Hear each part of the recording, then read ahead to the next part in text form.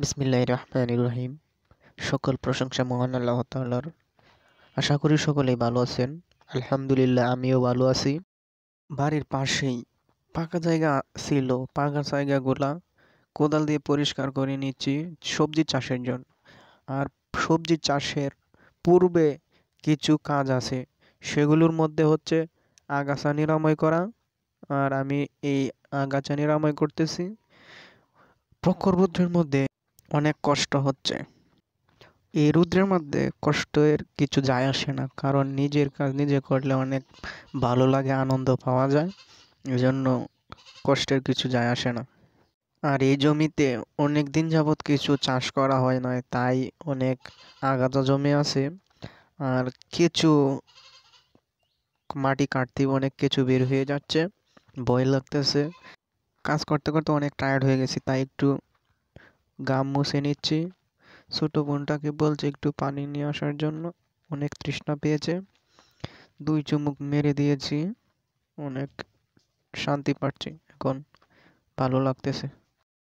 এখন প্রায় বর্ষা শেষের দিকে, তাই আগাছাগুলো পরিষ্কার করতেছি।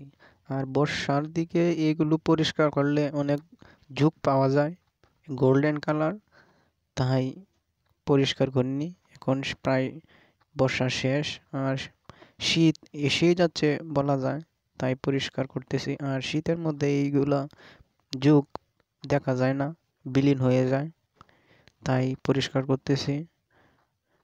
আর মা বলতেছে অনেক দিন যাবৎ এগুলি পরিষ্কার করে কিছু লাগাতে হবে, সবজি চাষ করতে হবে, এই জন্য পরিষ্কার করতেছি বিশেষ করে।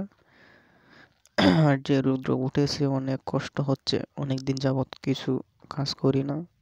শরীরে অলসতা এসে গেছিল, শরীরটা জমে গেছে, তাই কাজ করতেছে আরো ভালো লাগতেছে। কাজ করলে শরীরও ভালো থাকে, সুস্থ থাকে, তাই মোটামুটি শরীরটা এখন ভালো লাগতেছে কাজ। আরেকটি বিষয়, এগুলো আমি কোদাল দিয়ে যদি একবারে শেষ না করে হাওয়ার টিলার দিয়ে চাষ করে নিতাম, তাহলে আবার এগুলো কিছুদিন হলেই আবার গজিয়ে যেত। তাই একবারে শেষ করে তারপর হাওয়ার টিলার দিয়ে চাষ করে নেব, যাতে মাটিগুলা ঝরঝরে হয়। আর 4-5 দিন এভাবে রেখেই তারপর আমি বীজ বুনে দেব। এর মধ্যে পালং শাক, ডাঁটা শাক, লাল শাক, আর হচ্ছে পুঁই শাক, পাট শাক, এগুলা বুনে দেব। এই জায়গা অনেক উর্বর, কারণ এই জায়গায় অনেক দিন যাবৎ কিছু চাষ করা হয় নাই, তাই কিছু চাষ করলেই তাড়াতাড়ি বেড়ে ওঠে।